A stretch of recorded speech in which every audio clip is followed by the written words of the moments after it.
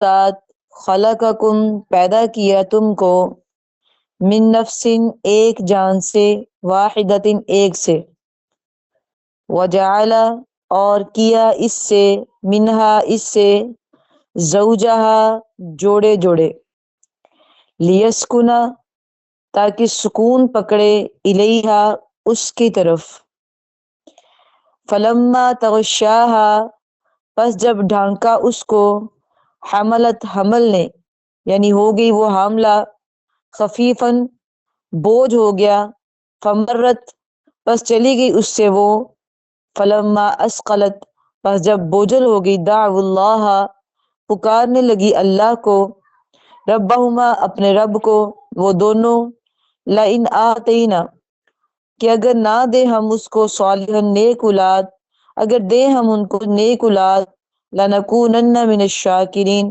البتہ ہو جائیں گے وہ شکر گزاروں میں سے فلما آتاہما پس جب دی ہم نے ان کو صالحا اولاد نیک جعل لہو کر دیا اس کے ساتھ شریک فیما آتاہما اس میں جو دیا ہم نے ان کو فتعال اللہ پس بلند ہے اللہ تعالی اما اس چیز سے یشرکون جو وہ شریک لاتے ہیں ایشرکون کیا وہ شریک کرتے ہیں اللہ کے ساتھ ان چیزوں کو مالا یخلق جو نہیں پیدا کر سکتی شیئن کچھ بھی وہم یخلقون اور وہ بھی پیدا ہی کیے گئے ہیں ولا یستطیعون اور نہیں کر سکتے یا طاقت رکھتے ان کے لیے نصرا مدد کی ولا انفسہم اور نہ اپنی جانوں کی ینصرون وہ مدد نہیں کر سکتے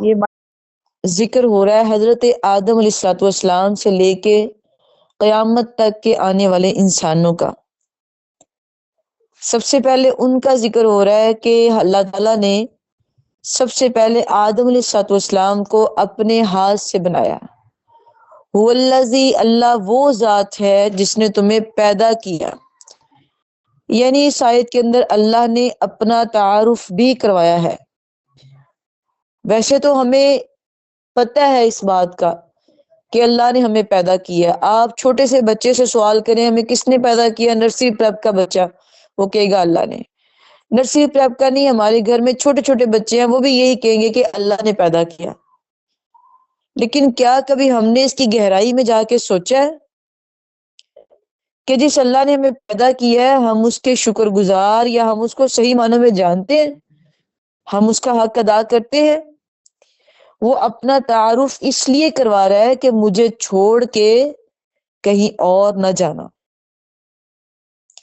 دنیا کے اندر جتنے بھی شریک ہیں نا جتنے بھی ہیں وہ بڑے دعوے کر سکتے ہیں لیکن کچھ بھی نہیں کر سکتے ان کی حقیقت قرآن مجید نے آگے چل کے بتائی ہے انہی آیات میں پہلے اس بات کو لے لیتے ہیں کہ اللہ نے سب سے پہلے آدم علیہ الصلوۃ والسلام کو پیدا کیا اب آدم علیہ الصلوۃ والسلام جنت میں رہ رہے تھے اب وہ جنت میں رہ رہے تھے تو ان کا دل نہیں لگتا تھا اس سے یہ ثابت ہوتا ہے کہ مرد کی زندگی عورت کے بغیر نامکمل ہے اور اسی طرح عورت کی مرد کے بغیر نامکمل ہے ان دونوں کا لیسکنا الیہا قرآن کہتا ہے کہ ہم نے ان دونوں کا سکون ایک دوسرے کے ساتھ رکھا ہے آدم علیہ السلام بے چین ہوتے تھے جنت میں خوش تو تھے یعنی جنت جیسا گھر بھی ہو نا تو انسان کو آئزہ انسان کو اپنے جیسا کوئی چاہیے ہوتا سہولیات بڑی چیز نہیں ہے سہولیات سکون ہے اگر میں انتہا کی غربت ہے لیکن اگر میاں بیوی کے آپس میں بنی ہوئی ہے تو اس گھر جیسا جنت جیسا گھر کوئی نہیں ہے وہ گھر جنت ہے لیکن اگر بنی نہیں ہوئی تو ہزاروں ڈھیروں چیزیں نعمتیں ہیں ان کا فائدہ کوئی نہیں ہے مزہ ہی نہیں اس زندگی کا ایک زندگی اللہ کے نبی نے فرمایا کہ مجھے دنیا کی چیزوں میں سے سب سے زیادہ ایک خوشبو پسند ہے اور ایک عورت پسند ہے عورت اللہ معاف فرمائے وہ والی نہیں جو سڑکوں پہ پھرتی ہے جو بیوی ہے بیوی جو ہے آپ صلی اللہ علیہ وسلم کو فرمایا دنیا کی چیزوں میں سے مجھے یہ دو چیزیں پسند ہے اور قرآن بھی یہی کہتے ہیں کہ میں نے ایک نفس سے پہلے آدم کو بنایا پھر جب وہ جنت میں رہ رہے تھے ایک دن اچانک وہ سوئے ہوئے تھے، جاگ نہیں رہے تھے، سوئے ہوئے تھے، جنت میں لیٹے ہوئے تھے، تو ان کی بائیں پسلی سے اللہ نے حضرت حوا علیہ السلام کو پیدا کیا۔ اب جب انہوں نے آنکھ کھلی، ان کی انہوں نے دیکھا کہ انہی جیسی ایک عورت، فرشتے تو وہاں بہت تھے لیکن ان کو اپنے جیسا کوئی نہیں مل رہا تھا، تو انہوں نے جب دیکھا کہ میرے جیسی ایک عورت جنت میں، پوچھا تم کون ہو؟ کہا میں آپ کی بیوی ہوں، مجھے اللہ نے پیدا کیا ہے۔ یہاں ایک مسئلہ اور ہے کہ بیوی جو ہے اس کو بائیں پسلی سے پیدا کیا گیا ہے۔ اپنے مردوں کو، صحابہ کرام کو یہی بات سمجھائی تھی کہ یہ ٹیڑھی پسلی سے پیدا ہوئی ہے، یہ ٹیڑھی ہی رہے گی، اس کو جتنا بھی تم سیدھا کرنا چاہو نا تو یہ سیدھی نہیں ہو سکتی۔ تو بہترین مرد وہ ہے جو اس کے ٹیڑھے پن سے فائدہ حاصل کر لے۔ ٹیڑھے پن سے فائدہ حاصل کیسے کرنا ہے؟ مطلب وہ اس کے نیچر کو سمجھ لے، وہ اپنے خاوند کی نیچر کو سمجھ لے، نہ تو وہ اسے لونڈی سمجھے نہ وہ اسے اپنا غلام سمجھے، دونوں ہی، نہ ہی مطلب وہ بد تہذیبی پہ اترے نہ ہی وہ اترے، لیکن خاوند کو بیوی کا حاکم بنایا گیا ہے۔ الرجال قوامون علی النساء، کہ مردوں کو حاکم بنایا گیا۔ اب حاکم سے مراد یہ نہیں کہ وہ ہر وقت ڈنڈا اٹھائے رکھے، ہر وقت مارتا رہے، نہیں، فیصلے وہ اس کے بہتر ہوں گے۔ اگر عورت کے ہوتے، آپ نے سنی ہوگی یہ بات کہ جس گھر میں عورت حاکم ہوتی ہے نا وہ گھر سے ہی نہیں ہوتا، اس گھر سے لوگ رشتہ نہیں لیتے، رشتہ نہیں کرتے کہ نہیں بھائی ان کے گھر میں عورتوں کے فیصلے ہیں۔ یعنی قدرتی بات ہے کہ اللہ نے یہ ماحول بنا دیا ہمارا، اس کا یہ حکم ہے، اس کی قدرت ہے کہ اس نے یہ چیز مرد کو ہی عطا کی ہے۔ اور مرد کو کیا کہا؟ لیسکن علیہ، کہ میں نے تمہیں اس سے سکون دیا ہے۔ تو یہ جو جوڑا ہے اللہ نے بنایا، یہ ہمیں سکون کے لیے بنایا ہے۔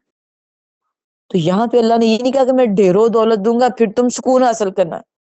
تو یہ دنیا کی حقیر چیزیں، چھوٹی چھوٹی چیزیں، بے مول چیزیں جن کی کوئی قدر و قیمت بھی نہیں ہے، ان کے لیے اپنے گھروں کو برباد نہ کیا کریں۔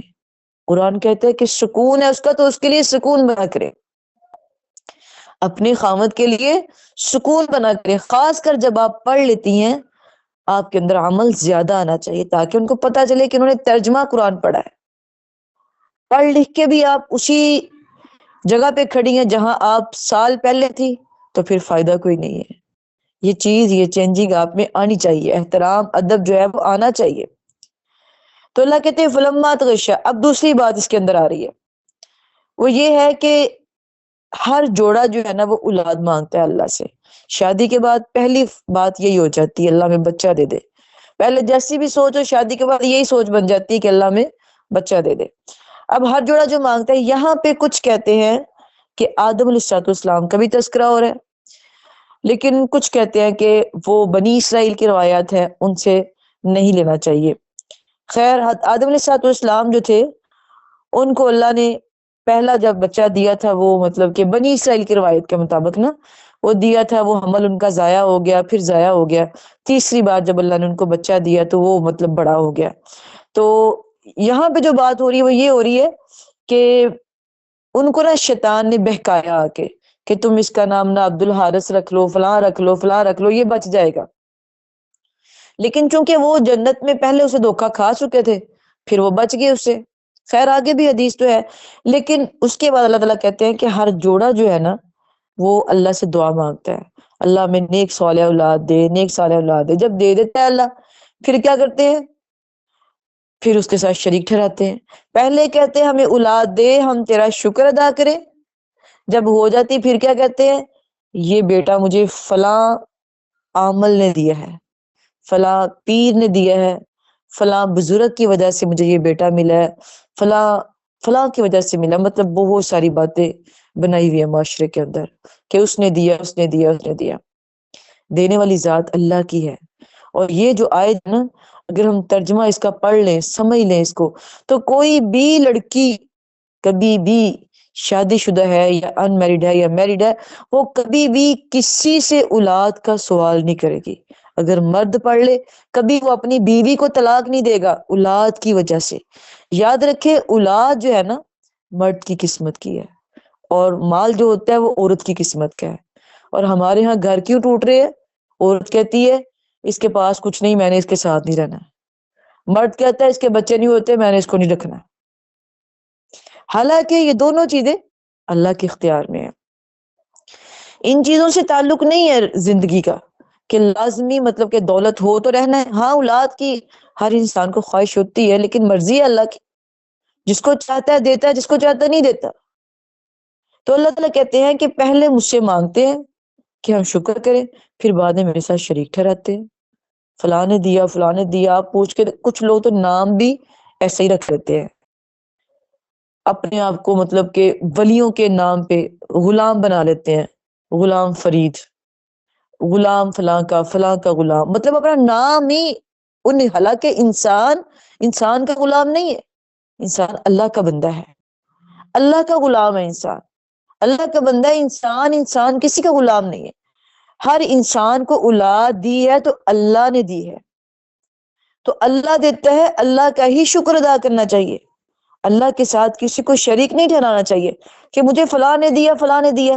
تو اللہ کہتے ہیں فلما آتاہما، جب ہم نے ان کو اولاد دی، صالحہ دی، پھر انہوں نے ہمارے ساتھ شرک کیا، کہا یہ فلاں نے دیے. تو اللہ کہتے ہیں فتعالی اللہ عما یشرکون، اللہ بہت بلند ہے، اللہ بہت بلند ہے اس چیز سے جو تم شرک کرتے ہو. یشرکون ما لا یخلق، تم ایسے لوگوں کو میرے ساتھ شریک ٹھہراتے ہو یا ایسی چیزوں کو جن کو میں نے ہی پیدا کیا ہے. مزے کی بات ہے، بڑی سمجھنے والی بات ہے. اللہ کہتے ہیں تمہیں بھی میں نے پیدا کیا ہے، اور جن کے آگے تم جھکتے ہو ان کو بھی میں نے پیدا کیا. تو اس سے ہٹ کے بیوقوفی کیا ہوگی کہ اپنے ہی جیسے انسان کے سامنے باندھ کے ہاتھ کھڑے ہو جانا. اور اللہ معاف کرے، ایسے ایسے منظر آنکھوں سے گزرتے ہیں کہ انسان کی سوچ بھی نہیں ہوتی، وہاں تک پہنچتی بھی نہیں. اور کروڑوں خربوں بار شکر ادا کرتے ہیں اس اللہ کا جس نے ہمیں اس چیز سے بچایا ہوا ہے. اللہ تا قیامت تا زندگی بچائی رکھے کہ انسان کے آگے یوں لیٹ جاتا ہے جیسے اس کے ہاتھ میں اس کی تقدیر ہے. تقدیر تو اللہ کے ہاتھ میں ہے. کسی کی جرت ہے وہ آپ کا کہ بال بھی بنگا کر دے؟ کہ ہمیں اپنے رب پہ اتنا بھی اعتماد نہیں ہے کہ ہم انسانوں کے آگے ایسے رو پڑتے ہیں، ان کے آگے ایسے جھک جاتے ہیں. اللہ کہتے ہیں ایسی ایسی چیزوں کو، اور آپ یقین کریں کہ روکتے کھڑے ہوتے ہیں کہ ایسی ایسی چیزوں کو اللہ کے ساتھ شریک ٹھہراتے ہیں جن کے بارے میں سوچ بھی نہیں ہوتی. یہ ستارے لے لے، حالانکہ اللہ نے ستارے کس لیے بنایا؟ آسمان کی زینت کے لیے بنایا. وَلَقَدْ زَيَّنَّا السَّمَاءَ الدُّنْيَا بِمَصَابِيحَ وَجَعَلْنَاهَا رُجُومًا لِلشَّيَاطِينِ. اللہ فرماتے ہیں کہ ہم نے ستاروں کو آسمان کی زینت کے لیے بنایا ہے، جبکہ لوگ کیا کرتے ہیں؟ ان سے اپنی قسمتیں معلوم کرتے ہیں. یہ فلاں ستارہ جو ہے میری قسمت بتاتا ہے، فلاں ستارہ جو کہ باقاعدہ ہفتہ بنایا ہے وہ انہوں نے، یہ ہفتے کا دن جو ہے آپ کا ایسا گزرے گا، اتوار ایسی گزرے گی، سوموار آپ کا ایسا گزرے گا. یوں اس طرح کی باتیں بنائی ہوئی ہے. حالانکہ کون ہے اس بات پہ قادر جو آپ کو بتائے کہ آپ کا ہفتہ کیسے ہے، آپ کا ہفتہ کیسے ہے؟ کون ہے؟ پھر ہاتھوں کی طرف دیکھتے ہیں، ان سے قسمت معلوم کرتے ہیں کہ ہاتھ کی یہ لکیر جو ہے یہ بتاتی ہے، یہ جو ہے یہ بتاتی ہے. اچھا جن کے ہاتھ نہیں ہے ان کی قسمت کہاں ہے؟ جن کے ہاتھ نہیں ہیں ان کی تقدیر کہاں ہے؟ تو یہ جو ہم اللہ کے ساتھ شرک کرتے ہیں ستاروں کو، فلاں چیز کو، حالانکہ شیاطین جب آسمان پہ جاتے تھے نا مطلب کہ باتیں سننے کے لیے تو ان کے شعلے مارے جاتے تھے. تو کسی کے اختیار میں نہیں ہے کہ وہ آپ کا کچھ بگاڑے یا کچھ درست کرے. تو پھر ہم کس سائڈ پہ چلے گئے؟ اللہ کہتے ہیں کہ وہ ایک نکارہ چیز جن کو تم میرے ساتھ شریک ٹھہراتے ہو، یعنی جن کو تم ٹھہراتے ہو نا وہ بھی اتنے نکارہ ہے کہ اگر ان کے دودھ میں یا پانی میں مکھی گر جائے تو مکھی کو نہیں پکڑ سکتے، وہ مکھی کو قابو نہیں کر سکتے. جن کو تم پکارتے ہو نا ان کا بتایا جا رہا ہے، ان کا دعوہم، جن کو تم پکارتے ہو وہ اتنے نکارہ ہے، اتنے کمزور ہے میرے سامنے کہ وہ مکھی کو نہیں پکڑ سکتے. ضعف الطالب والمطلوب، طالب اور مطلوب دونوں ہی کمزور ہے اللہ کہتے ہیں. اور پھر اتوار آپ کا ایسا گزرے گا، فلاں کہتا ہے ایسا گزرے گا، فلاں کہتا ہے ایسا گزرے گا. اور پھر کوئی رشتہ کرنا ہے تو فلاں میرا مطلب کہ ٹی وی کے اندر کوئی بیٹھا ہے اسے کہتے ہیں میرا استخارہ کر دو، وہ کہتا ہے یہ بیٹا آپ کی قسمت میں صحیح نہیں رہے گا. وہ کون ہوتا ہے بتانے والا؟ کسی صحابی سے یہ بات ثابت نہیں ہے کہ انہوں نے اللہ کے نبی سے کہا ہو کہ آپ ہمارا استخارہ کر دیں. تو جب اللہ کے نبی نے کہا کہ استخارہ آپ خود کریں، تو پھر ہم لوگ کیسے کہہ سکتے ہیں کہ آپ کی قسمت میں یہ ہے، آپ کی قسمت میں وہ ہے؟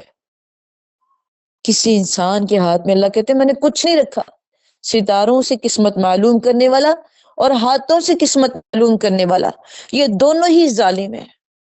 جا کے ہاتھ دکھانے والا ہاتھ اپنا کسی کو، اللہ فرماتے ہیں اس کی، نبی صلی اللہ علیہ وسلم نے فرمایا اس کی 40 دن تک نماز قبول نہیں ہوتی، اس کی دعا قبول نہیں ہوتی۔ جو کسی کو کہتا ہے کہ اے فلاں میرا ہاتھ دیکھ، میری قسمت میں یہ ہے کہ نہیں ہے۔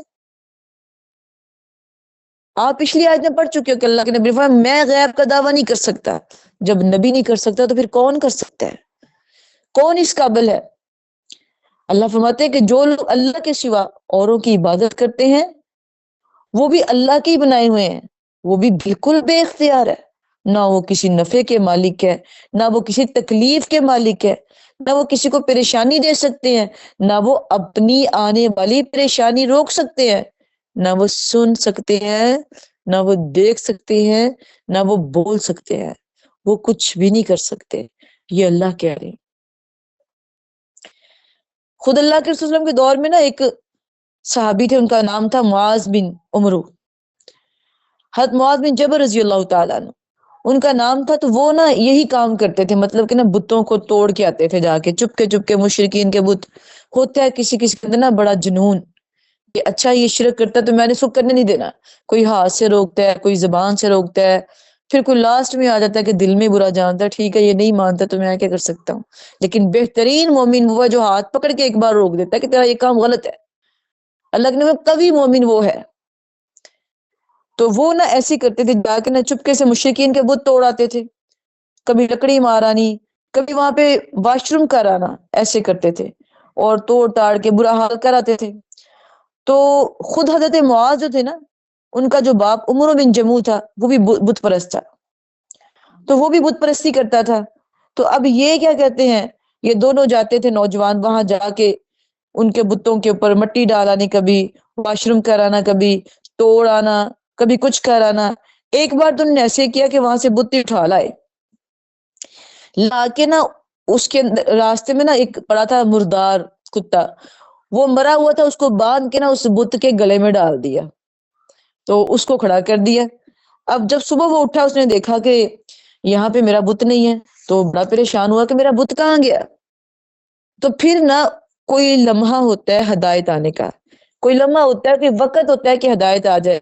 تو پھر نا انہوں نے جب دیکھا کہ میرا بت یہاں نہیں ہے، وہ کہاں چلا گیا، تو یہ بات نا ان کے دل میں بیٹھ گئی کہ یہ میرا معبود کیسا ہے جو اپنی حفاظت نہیں کر سکا، وہ میری حفاظت کیسے کرے گا؟ جو اپنے بارے میں کچھ نہیں کر سکا وہ میرے بارے میں کیا کر سکے گا؟ سوچنے والی بات ہے نا۔ آپ دیکھ لیں جتنے ولی بن کے بیٹھے ہوئے ہیں یا بزرگ بن کے بیٹھے ہوئے ہیں بڑے بڑے، ان کی حفاظت کے لیے نا ان کے آگے پیچھے کتنے کتنے وہ گن مین ہوتے ہیں۔ جب ان کے بچے اسکول میں جاتے ہیں تو ان کے پیچھے بھی گن مین جاتے ہیں، ان کو چھوڑ کے آتے ہیں، لے کے آتے ہیں۔ ایون کہ جو انہوں نے گلہ رکھا ہوا اس کو بھی تالا لگایا ہوا ہے، اس کو بھی تالا لگایا ہوا ہے۔ جو اپنے گلے کی حفاظت نہیں کر سکتے، جو اپنے بچوں کی حفاظت نہیں کر سکتے، جو اپنی حفاظت نہیں کر سکتے، وہ آپ کی حفاظت کیسے کر سکتے ہیں؟ ایک تویز دے دیا یہ گلے میں ڈال لیں، وہ تویز آپ کی حفاظت کر رہا ہے، کیا وہ تویز یہ اپنے بچوں کو نہیں دے سکتے؟ اپنے بچوں کے گلوں میں نہیں ڈال سکتے؟ ان کی حفاظت نہیں کر سکتے؟ تو اگر یہ ان کی حفاظت نہیں کر سکتے تو پھر یہ ہماری بھی حفاظت نہیں کر سکتے۔ یہ بات غلط ہے۔ انسان کی حفاظت جو ہے وہ اللہ ہی کرتا ہے، اللہ کے سوا کوئی کسی کی حفاظت نہیں کر سکتا۔ تو اللہ تعالیٰ کہتے ہیں کہ وہ تو خود ناکارہ ہے، وہ خود کمزور ہے، یہ چیز دیکھ کے یہ مسلمان ہو جاتا ہے، ہدایت پکڑ لیتا ہے، اس کے بعد پھر اس نے ایسا کچھ نہیں کیا۔ اور حضرت ابراہیم علیہ السلام نے بھی تو یہی کہا تھا نا، اپنے جو بت ان کے تھے، جب ان کو سارے ان کے بڑے چلے گئے نا عید منانے، ان کی جو عید تھی جو خوشی کا دن تھا، تو یہ اکیلے تھے وہاں پہ۔ تو یہ نا مطلب کہ جب آئے بتوں کے پاس، ان کو مارنے لگے تیر سے، زور زور سے، کسی کا کچھ توڑ دیا، کسی کا کچھ توڑ دیا۔ ساتھ پتہ کیا کہتے تھے، تم کیسے ہو بت ہو، نہ تم سنتے ہو، نہ تم بولتے ہو، نہ تم بات کرتے ہو، نہ تم کس کی حفاظت کرتے ہو۔ اور جب انہوں نے شام کو ابراہیم سے پوچھا کہ تم نے یہ ہمارے بتوں کے ساتھ کیا کیا، تو ابراہیم علیہ السلام بڑے نکتے کی بات کی، کہا مجھے کیا پوچھتے ہو، پوچھو ان بتوں سے۔ کہا یہ تو نہ بول سکتے نہ سن سکتے ہیں۔ کہا تو پھر معبود کیسے ہیں، یہ معبود کیسے ہیں اگر نہ سن سکے نہ بول سکے؟ بات یہ ہے کہ اللہ کے ساتھ جو شریک ٹھہراتا ہے نا، سب سے پہلے اس کی عقل کے پردہ پڑتا ہے۔ اگر عقل استعمال کرے تو کبھی اس طرح کے کام نہ کرے، کبھی لوگوں کے پاؤں میں اپنا سر نہ رکھے، اپنے جیسے انسان کے سامنے کبھی اتنا جھکے نہ، اگر عقل کا استعمال کرے۔ تو قرآن یہی کہتا ہے وَإِن تَدْعُوهُمْ وَالَّذِينَ تَدْعُونَ مِن دُونِ لَا يَسْتَطِيعُونَ نَصْرَهُمْ، کہ نہ وہ طاقت رکھتے ہیں اپنی مدد کی، نہ وہ طاقت رکھتے ہیں تمہاری مدد کی، ان کے اندر کوئی ہمت نہیں ہے، ان کے اندر کوئی استطاعت نہیں ہے، وہ کچھ نہیں کر سکتے، وہ کمزور ہے، وہ لاچار ہے۔